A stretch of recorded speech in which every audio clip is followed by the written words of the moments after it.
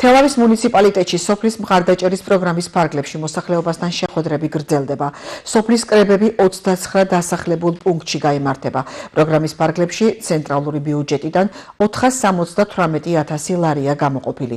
მუნიციპალიტეტი 100%-იანი თანადაფინანსებით მონაწილეობს და საერთო ბიუჯეტი 956.000 ლარს შეადგენს.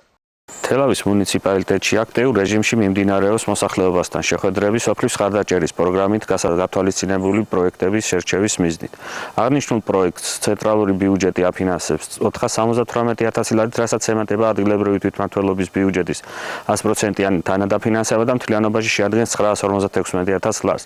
უკვე ჩატარდა რამოდენიმე შეხვედრა და სადაც მოსახლეობის მოთხოვნით გამოიკვეთა რამოდენიმე ისეთი ინფრასტრუქტურული მიმართულება, როგორიც არის ბაღების მოწესრიგება, სანიაღვრე არხების მოწყობა, სასაფლაოს შემოღება და ასე შემდეგ. შეხვედრები დაგეგმილი გრაფიკის მიხედვით მიმდინარეობს და სრულდება მიმდინარე წლის 19 თებერვალს.